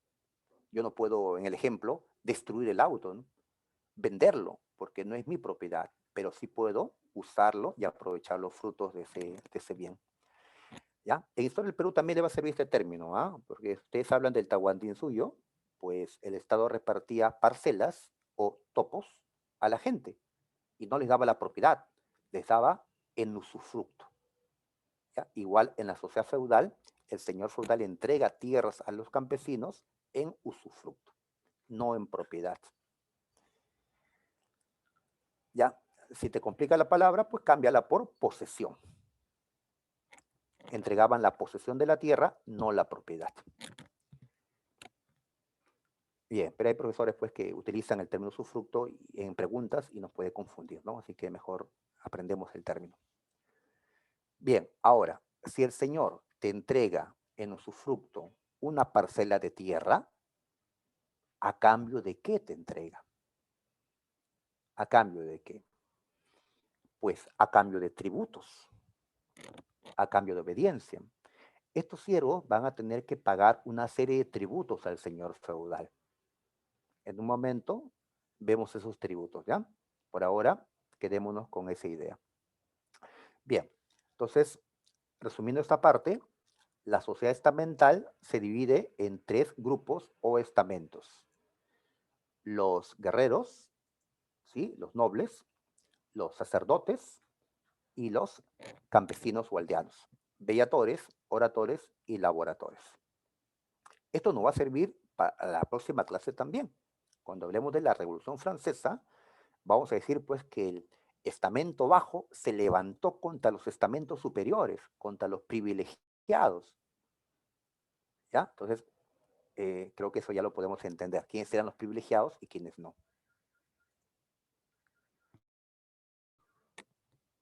Así es. Muy bien. Ahora en pantalla observamos un feudo. Para poder ver las partes de un feudo. Esta imagen, por cierto, vino en una pregunta de examen de San Marcos hace 2 años o 3 años. Vino esta imagen, ¿ya? Y nos preguntaron por la reserva señorial. Entonces, a ver, entendamos esta imagen, ¿ya? Bien, lo primero que notamos es un castillo. Obviamente es donde vive el señor feudal. Seguro, pues, con sus murallas y sus torres defensivas. Inclusive tiene, pues, un puente elevadizo para evitar que la gente ingrese, ya que alrededor del castillo normalmente había, pues, un gran surco, ¿no? Con agua. Ahí está, ¿no? El castillo es el centro, ¿no? Del feudo. Muy bien, veamos la tierra que está alrededor. A ver, por este lado tenemos una aldea. Acá viven los siervos, con sus casitas, ahí están sembrando. Muy bien, ¿recuerdas cómo se le conoce a esa parcela que se le ha entregado a los siervos? Se llama mansos, ahí está anotado, mansos. ¿Ya? Entonces, el señor es dueño de todo el feudo. Los siervos están poseyendo o están usufructuando esos manos. Ahí están. Entonces ellos siembran, cosechan. Lo que cosechan es para ellos. Entonces tienen su trigo o están creando sus animalitos. Ahí están. ¿Ya? Muy bien. Pero como la tierra del Señor, ¿qué tienen que hacer? Tienen que trabajar para Él, gratis. Y tienen que pagarle una serie de tributos. A ver, para entender esto, veamos la otra parte. Esta de acá. La reserva señorial. El mismo nombre ya nos dice qué cosa es la reserva señorial. Es la parte del feudo, ¿no?, para reserva señorial. El señor no puede entregar toda la tierra a los campesinos. Tiene que reservarse una parte. Así como quien alquila habitaciones, pues en la actualidad, pues se reserva tal vez una parte, un piso, y alquila el otro piso. El señor feudal se reserva una parte del feudo. Lo que se coseche en la reserva señorial es para que coma el señor con su familia, con sus caballeros que está en el castillo. La pregunta es, ¿y quiénes trabajan en la reserva señorial? ¿Quiénes cultivan allí? ¿El señor? ¿Ustedes creen que el señor va a ir a hacer labores agrícolas? El señor, de ninguna manera. Yo soy el señor, dirán. ¿Quiénes están obligados a ir a trabajar en la reserva? Los aldeanos o campesinos, los siervos. Entonces ellos van y cultivan acá, ¿ya? Así es. A este trabajo gratuito de los siervos en la reserva señorial se le conoce como corbea. No es un trabajo pagado, asalariado como actualmente. Si esto fuera un trabajo asalariado, no sería feudalismo. ¿Qué sería? ¿Qué sería? Pues lo que actualmente existe. Estaríamos en el sistema capitalista, basado en el trabajo asalariado. Aquí no, estos siervos no son asalariados. Ellos tienen que trabajar gratis porque están viviendo en las tierras del Señor. ¿Ya? Muy bien. Ahora, los siervos están trabaje y trabaje más tiempo del año en la reserva señorial que en sus mansos. Están trabajando más días, ¿no?, del año para el señor feudal que para ellos, para sus familias. Y ahí vemos la explotación. Ahí lo vemos. Actualmente, pues nos explotan cuando nos pagan una miseria. En tiempos feudales, te explotan, pues, haciéndote trabajar en la reserva, ¿ya? Descuidando, ¿no?, tus, tus tierras, ¿no? Ahí está. Entonces, la corbea era la manera de explotar a los campesinos en esos años. Muy bien. Pero además, ¿cómo te explotaban en ese tiempo? Pues los campesinos cosechan, tienen su trigo, tienen sus alimentos, tienen su pan, ¿no? Eh, hacen su vino, normal pues en ese tiempo y hasta el día de hoy pues que los europeos ya tomen su vinito, pues el señor luego le pide tributos. Por esto, por esto, por esto tienes que entregarme pues parte de tu pan, parte de tu vino, parte de tus cosechas. Y así les dejan a los siervos con cada vez menos cosas. Y aparte viene la Iglesia Católica y les pide diezmo. Pero yo soy pobre, igual tienes que entregar tu diezmo. De lo que has cosechado, el 10% tienes que darlo. Entonces, de esa manera, pues los siervos vivían en la pobreza y no podían salir de allí. Entonces, este fue el sistema feudal que existió pues hace 1000 años. ¿Te habría gustado vivir en ese tiempo? A mí no. Bien, ahora, un señor feudal necesita quien lo defienda, ¿no? Guerreros, caballeros que le sean fieles. Fieles. En películas, pues, en animes, vemos pues que hay guerreros leales, ¿no? Para con un rey, para con un señor. Muy bien, ellos son sus vasallos. Entonces ahora vamos a ver qué es esto del vasallaje. El vasallaje era una relación de dependencia entre dos personas. Una persona se llama señor y el otro se llama vasallo. Por algo se llama vasallaje, ¿no? Porque hay un vasallo que obedece a un señor. Esto ocurre únicamente entre nobles. ¿Está bien? El señor pertenece a la nobleza, el vasallo también. Esto lo recalco porque muchos se confunden, inclusive chicos que están postulando ya, ¿sí? Que se han inscrito ya para el examen de admisión, confunden el término vasallo con siervo, con campesino, con aldeano, ¿ya? Y está mal. Cuando estudiamos el feudalismo y hablamos de los vasallos, no nos estamos refiriendo a la gente de condición más baja. No, nos referimos a nobles de jerarquía baja. O sea, los vasallos pertenecen también a la nobleza, son de la, ¿no?, élite, pero pues no tienen ni muchas tierras, no tienen muchos siervos, o tal vez no tengan ninguna tierra, pero aún así son de la nobleza porque son de alguna familia noble. Entonces, los vasallos son nobles también. Un noble de menor jerarquía se vincula a un noble de mayor jerarquía. A ese vínculo le llamamos vasallaje. ¿De acuerdo? Entonces, los siervos no se convierten en vasallos, únicamente nobles. Un noble bajo frente a un noble alto. ¿Ya? Ok. Bien. ¿Por qué razón un noble se convertiría en vasallo de otro? ¿Ah? ¿Por qué? Pues, a ver, vamos a imaginar este caso, ¿ya? A ver, imaginemos que fallece un señor feudal, ya anciano, dueño de enormes tierras en Europa.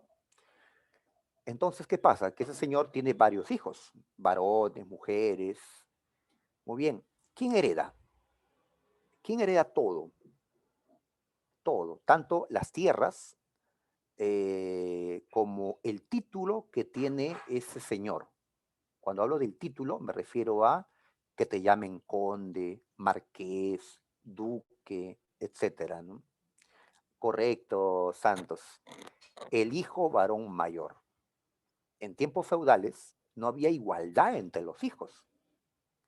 No había igualdad entre varones y mujeres. Entonces, el único que heredaba y todo era pues el hijo varón mayor. ¿Ya? Entonces, si nacías mujer, no hay herencia. Nacías varón, pero segundo, pues no hay herencia. Si nacías fuera del matrimonio, no hay herencia, ¿no? ¿Ya? Ok, entonces a esto le llamamos mayorazgo o derecho de primogenitura. El primogénito o el mayor, pues, hereda todo. Eso después será eliminado, ¿no? Más adelante, pues, con la ideología liberal se va a defender la igualdad entre los hijos, la igualdad entre todos, y poco a poco pues desaparecerán estas diferencias. Pero en ese tiempo, hace 1000 años, solo el hijo varón mayor. Entonces, como ha muerto el padre, el hijo mayor, varón, pues es el nuevo señor feudal, con todas las tierras, el título, muy bien. ¿Qué pasa con sus hermanos varones menores? ¿Ya? Ellos ya son adultos todos, son caballeros todos, pero esos hermanos menores no han recibido herencia. Son nobles, pero no tienen tierras, no tienen feudos. Son nobles, caballeros, pero no son señores feudales, porque no tienen feudos. ¿Qué pueden hacer esos hombres, a los cuales se les conoce con el término de segundones? ¿Ah? Si nacías segundo, pues te llaman segundón. Naces tercero, cuarto, igual segundón. Yo tengo dos hermanos varones mayores, así que, pues, si hubiéramos nacido en tiempos del feudalismo, pues yo no heredaba nada, ¿no? Porque soy el tercer hijo varón y quinto entre, si sumamos mujeres también. ¿Ya? Muy bien, entonces los segundones no tenían herencia. Entonces, ellos son caballeros porque se han dedicado, ¿no?, a entrenar, son caballeros, son guerreros, pueden brindar sus servicios, es decir, pueden pelear por un señor feudal. Entonces, ¿qué le queda? Convertirse en vasallos, correcto. Puede ser vasallo de su propio hermano mayor o pueden ser vasallos de otro señor. Ya ellos verán a quién, pues, por quién van a pelear, por quién van a, ¿no?, convertirse en vasallos.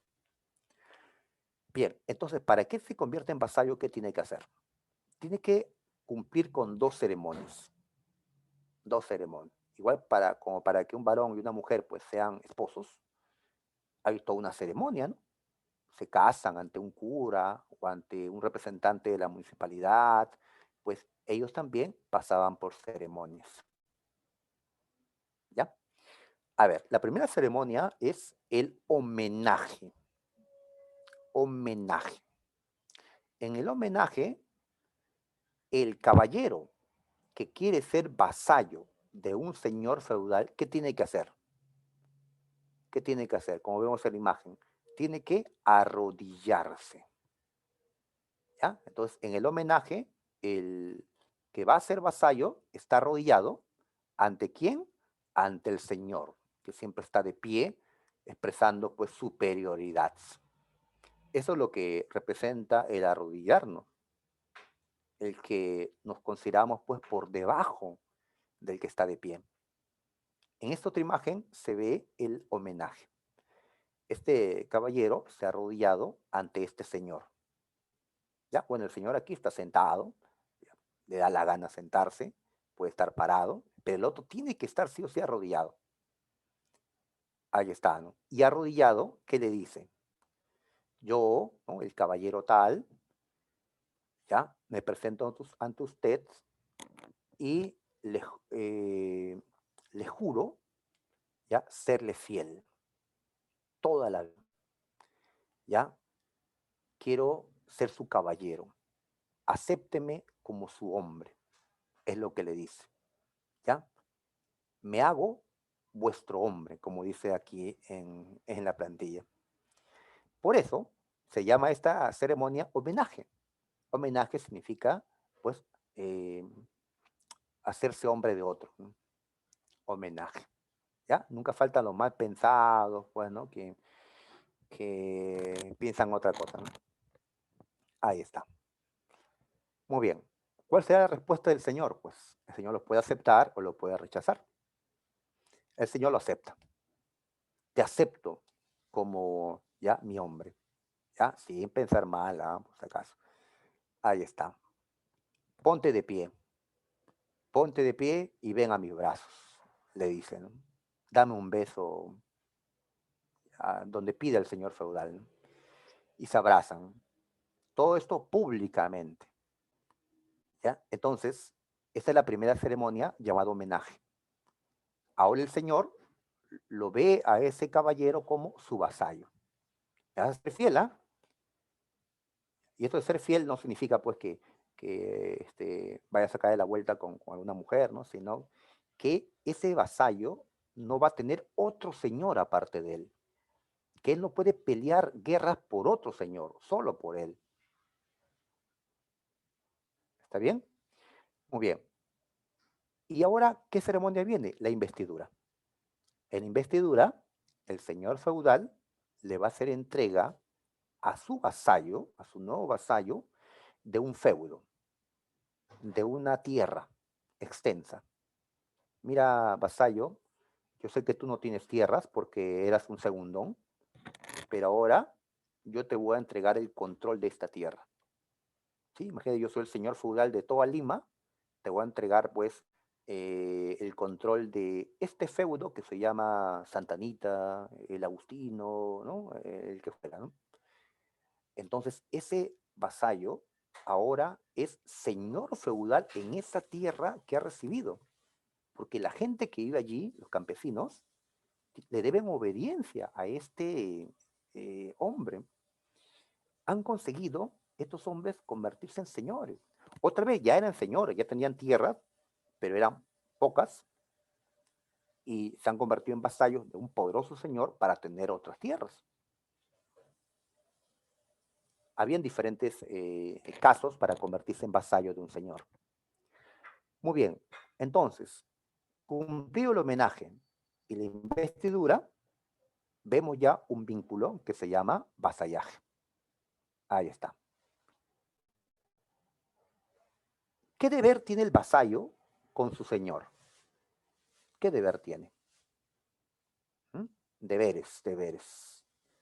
A ver, en este esquemita lo estamos anotando. Ahí está el vasallo. Dice ayuda militar.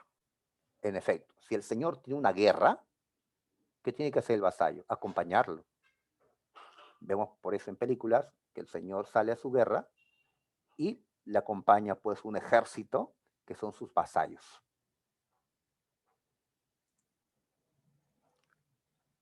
A ver, me preguntan, ¿y si muere el señor, el vasallo aún le debe guardar fidelidad? Ah, ya, buena pregunta, Saori, ya, ¿cómo se pronuncia? Sí, le debe fidelidad. Obviamente, si está muerto, ya no. Pero si muere este señor, ¿quién hereda sus bienes? Su hijo mayor. Entonces, el vasallo, ahora qué tiene que hacer, tiene que rendirle homenaje, es decir, jurarle fidelidad al heredero, al hijo del señor feudal. Igual va a ocurrir, si muere el vasallo, ¿ya? ¿Quién asume su lugar? Su hijo mayor. Entonces, el hijo mayor, ¿qué tiene que hacer? Rendirle homenaje al señor, ir y arrodillarse y jurarle fidelidad, etc. Así que este vínculo vasallático continúa a pesar que muere el señor y el vasallo, continúa a sus hijos y a sus hijos. Y así se mantienen las relaciones vasalláticas. Muy bien, otra pregunta. ¿Qué pasa si no le es fiel? Recuerda que estamos hablando de una fidelidad, ¿no? Diferente a la que se deben las parejas, otro tipo de fidelidad, ¿no? Que un vasallo no puede tener otro señor. A ver, entonces, todos estos acuerdos es porque hay fidelidad entre ellos. ¿Sí? El señor pues no va a atacar a su vasallo, el vasallo pues va a pelear por su señor, pero claro, puede darse la infidelidad, ¿no? Así es. He descubierto que tú, mi vasallo, ¿ya? Tienes otro señor, has peleado por él, me has traicionado, ¿no? ¿Ya? Muy bien, a eso se le llama felonía, felonía. El vasallo ha incumplido su deber de fidelidad para su señor. ¿Ya? Entonces se rompe el vínculo y el señor pues le quita la tierra que le dio el vasallo. Este deja de ser su vasallo. Claro, podría ser el caso que esto llegue a la muerte del vasallo, como me están preguntando en efecto. Me preguntan también qué pasa si el hijo varón muere, el mayor, perdón, muere. Esto pasa al siguiente hijo. Claro, así es. Si el padre todavía está vivo, muere el hijo mayor, obviamente el mayor ahora es el segundo. El que era segundo, ahora es el mayor. Entonces, él ahora es el que hereda. ¿Ya? ¿Te imaginas el segundo hijo varón? Pues hasta va a querer matar a su hermano mayor para que la herencia recaiga sobre él. Y esto llegaba a ocurrir en ese tiempo.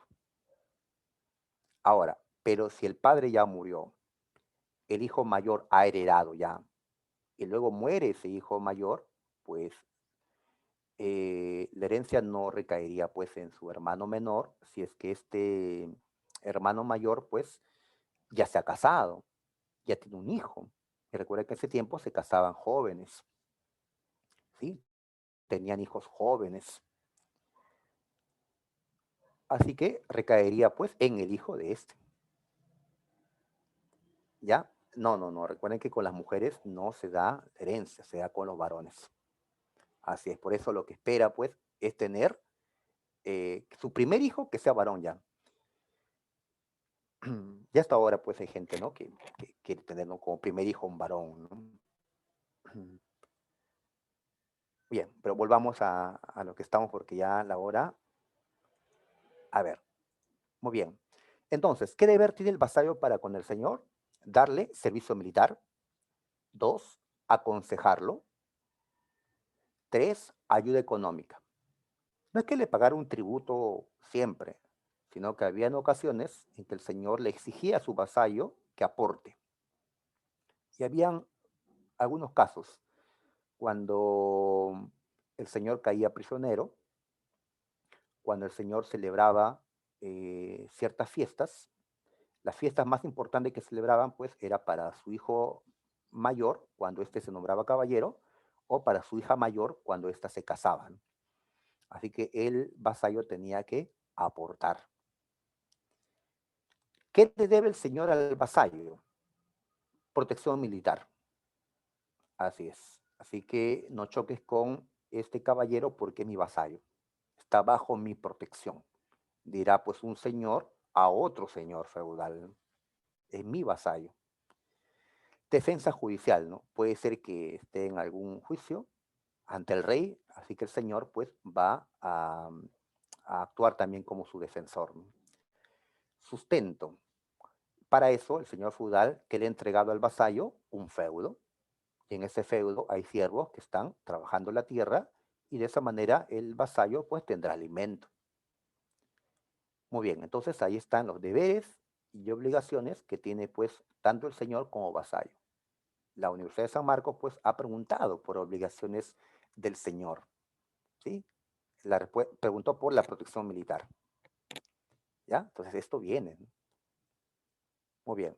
Ahora, distinto era con los siervos. Los siervos no se vuelven vasallos, hemos dicho. Con los siervos ocurre diferente. Me preguntan si el vasallo se casaba con la hija del señor. Podía ocurrir, sí, porque están entre nobles sí hay matrimonio. Eh, no, porque me están preguntando, pues, si recibe la herencia. No, porque se ha casado con la hija del señor, ¿ya? Y quien recibe la herencia es el hijo varón del señor feudal. Imagino que en ese tiempo las chicas buscarían, pues, al hijo mayor, ¿no? De una familia noble, porque saben que va a heredar todo, ¿no? En cambio, el segundo, al tercero, como yo, pues, no lo buscaría en ese tiempo, ¿no? Menos mal que eso ya no existe. Bien, servidumbre. A ver, esta es la relación que existe entre el señor y sus siervos. También le llamamos señorío a esto. Ya hemos explicado que los siervos viven en tierras del señor feudal y reciben una parcela llamado manso. Y estos tienen el deber de trabajar gratuitamente ante el señor feudal en la llamada reserva. Y a ese trabajo se le conoce como corbea. Bien, pero además tenían que pagar los siervos cada vez que utilizaban alguna instalación del señor feudal. Si, por ejemplo, utilizaban el horno, hay un horno en el feudo para hacer el pan, o utilizaban el molino para moler, ¿no? El trigo, pues tenían que pagarle al señor, no en dinero, le pagaban en especie, dándole pues pan, dándole harina, dándole vino, productos. A ese tributo se llamaba banalidad. Y esto también ha sido una pregunta de transmisión de San Marcos, la banalidad. Lo que nos preguntaron era, ¿quiénes lo pagaban? La respuesta, campesinos. Muy bien. Y también había otra cosa que también nos han preguntado, la pernada. La pernada. ¿Qué es esto? La pernada o prima nocta o primera noche en castellano era un derecho que tenía el señor feudal sobre sus siervas. Cuando una sierva de su feudo se casaba, ¿no? En matrimonio religioso y el señor feudal tomaba conocimiento de esto porque había que pedirle permiso al señor feudal para casarse. Entonces, ¿qué ocurre? Que se casan los siervos sin saber que el señor tiene este derecho, que el rey le ha concedido el derecho de pernada. Entonces el señor, ¿qué hace? Irrumpe en el matrimonio, espera que ya se hayan casado, porque si no, no se aplica, y se lleva a la novia, a la esposa ya, porque la pernada es el derecho del señor a, a estar con la sierva íntimamente su primera noche de casada. Entonces la pernada era un derecho sexual, era un abuso, tremendo abuso de parte del señor feudal, ¿no? Muy bien. En la película Corazón Valiente, una buena película donde se pueden ver, ¿no?, características del sistema feudal, pueden verlo para entretenerse o para estudiar también, una buena película. Allí se ve esto de la pernada, ¿no? Muy bien, entonces los siervos serán explotados con la corvea, con la banalidad, porque están trabaje y trabaje para el Señor, le están pagando casi todo, están entregándole casi todo lo que han cosechado, sus animalitos, inclusive están entregando a sus hijas en este derecho de pernada, ¿no? Entonces vemos la explotación pues en tiempos del feudalismo. Por eso los siervos se van a sublevar, ¿no? Aquí y allá se sublevan, y llegará un momento pues en que el feudalismo va a caer, ¿sí? En la Revolución Francesa, por ejemplo, ¿no? Claro, así es, era feo esta situación que había. La verdad era un derecho temporal. Es decir, el señor feudal no tenía este derecho de estar con sus siervas todo el tiempo, ¿no? Todos los años. Era un derecho temporal. Hay quienes dudan de la existencia de este derecho, ¿no? Pero hasta ha sido ya motivo de pregunta de examen de admisión, que cómo se llamaba este derecho. ¿Y el rey por qué no actuaba? Porque los reyes, hemos dicho, eran débiles. No se metían en los asuntos de los señores feudales. Los reyes esperaban que los feudales se debiliten para poder imponerse, pero todavía no era el momento. A un rey lo miraban como un igual. Los señores feudales lo miraban como un igual. Decían que el rey era el primero entre iguales. Primero porque era rey, porque tenía corona, título de rey, pero en otros aspectos lo miraban como un igual a un noble. En cambio, más adelante, en tiempos de la Edad Moderna, los reyes estaban muy por encima de los nobles, porque los reyes eran todopoderosos, pero en tiempos feudales los reyes eran débiles. ¿Quién era la persona de mayor poder en esta Europa feudal? Pues si no era un rey, entonces ¿quién? Pues se le considera al Papa, a la cabeza de la Iglesia Católica. Así es. Ya que a diferencia de los nobles que paraban rivalizando entre ellos, o los reyes que eran débiles y también paraban peleándose, la Iglesia Católica mostró unidad con su cabeza, el Papa, y sus cardenales, sus obispos, arzobispos, ¿no?, hasta los párrocos. Había unidad en la Iglesia Católica, había organización y además poseía gran riqueza. Recaudaban diezmos, tenían feudos, ¿sí? ¿Cuántos señores feudales, antes de morirse, y por miedo, ¿no?, a ir a un infierno, pues llamaban al Papa y le decían, mira, te dejo estos feudos como ya donación, creyendo que así se iban a ganar el paraíso, ¿no? Esa fue acumulando feudos, tierras. Se dice que la Iglesia Católica fue el más grande señor feudal de ese tiempo. Aparte que, como hemos visto, controlaban la educación. Muy bien, ya vamos a cambiar a las cruzadas. Las cruzadas marcan la decadencia del sistema feudal. Los señores feudales van a pelear en las cruzadas, pero van a fracasar. Por eso, las cruzadas marcan la decadencia del sistema feudal. Y tras las cruzadas es que va a surgir un nuevo sistema, el capitalismo, que está vivo pues hasta el día de hoy, ¿ya? Con los negocios, el dinero, ¿no?, los trabajadores asalariados, los empresarios. Pero antes de las cruzadas, el feudalismo era fuerte. Después de las cruzadas, el feudalismo está en crisis y con el tiempo va a desaparecer. Entonces, vamos a ver rápidamente qué fueron estas cruzadas. Son importantes, ya que marcaron, pues, un antes, un después en la historia del feudalismo. ¿Quiénes se enfrentaron para empezar? Cristianos contra musulmanes. Los cristianos, pues, son aquellos creyentes de Jesucristo. En este tiempo, en Europa, había una iglesia fuerte, ¿no? Cristiana, la iglesia católica. En Asia, sobre todo, estaban los musulmanes. Ellos no creen en Jesucristo, ellos creen que Jesús solo fue un profeta, ellos creen que Dios no ha mandado un hijo a morir, ¿no? O un hijo divino, pues encarnado. Ellos también tienen un profeta llamado Mahoma.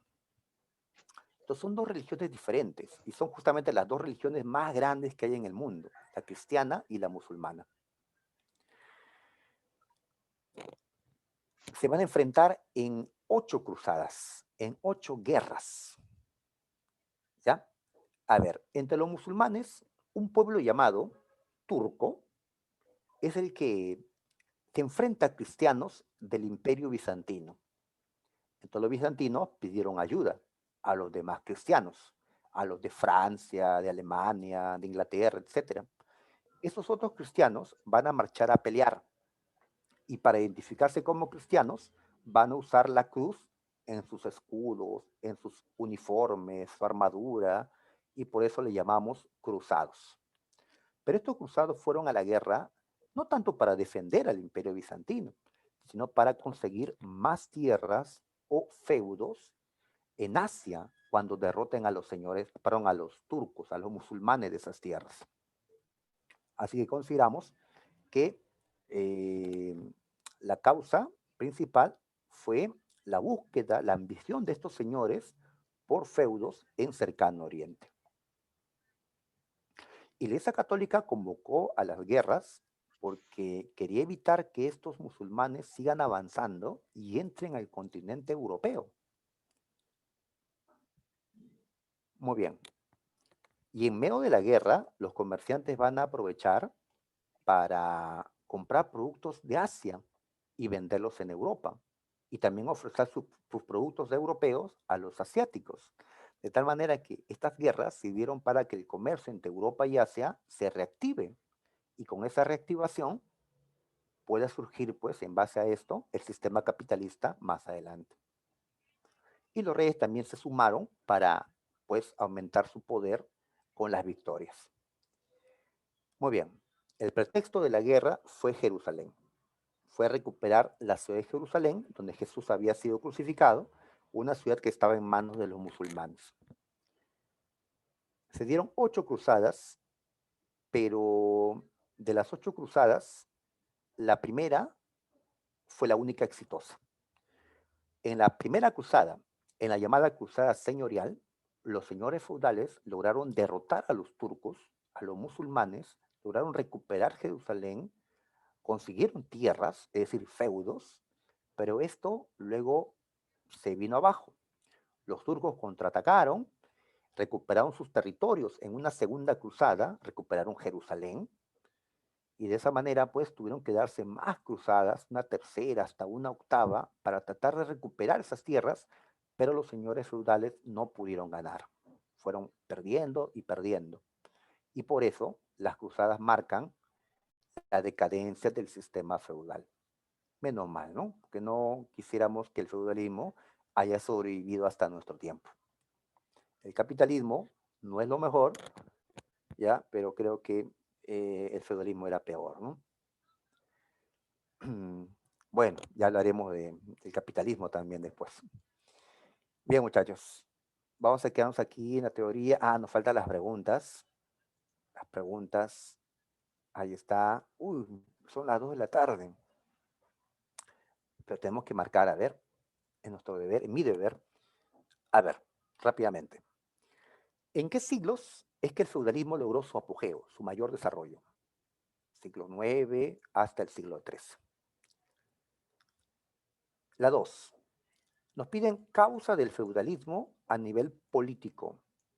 A nivel político. Ah, cuando cayó el imperio carolingio, ¿recuerdas? Luego de la muerte de Carlomagno y los reyes se debilitaron, marcamos la C.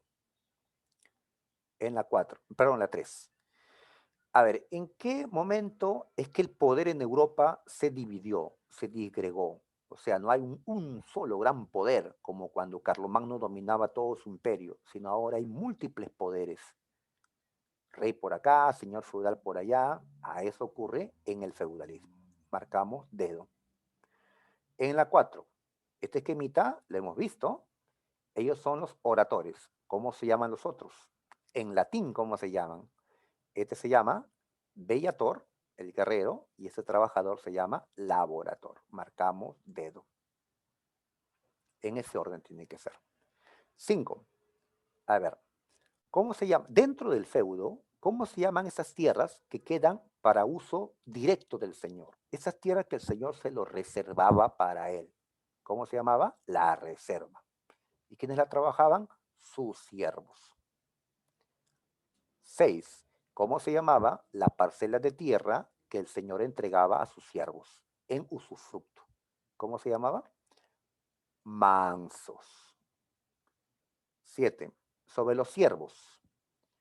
A ver, ellos no podían abandonar los feudos donde nacieron. En efecto, no podían hacerlo.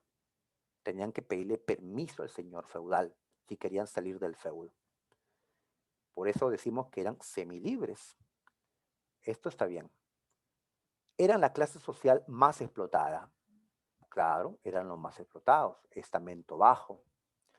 Podían ser vendidos como cualquier mercancía. No, el que es vendido como cualquier mercancía es el esclavo.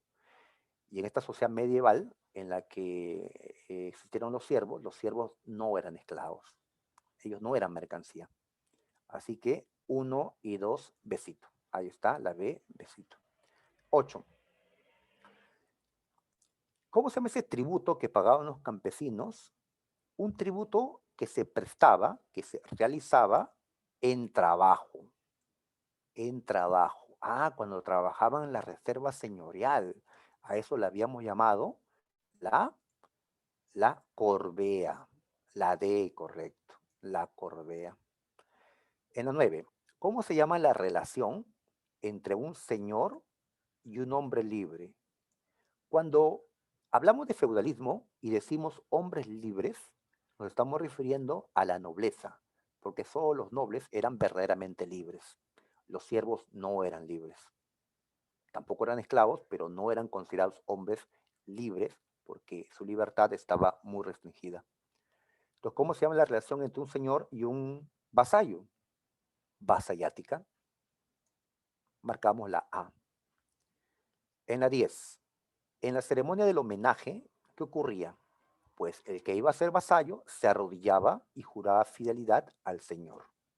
Marcamos B de beso. Ahí está. En la 11, decimos que el Papa era uno de los mayores señores feudales en la Edad Media. Tenía territorios, sí. Me olvidé decirles que en Italia el Papa tenía el control de unas tierras extensas, ¿ah? Unas tierras extensas, digamos la tercera parte de Italia, pues se llamaban los estados pontificios.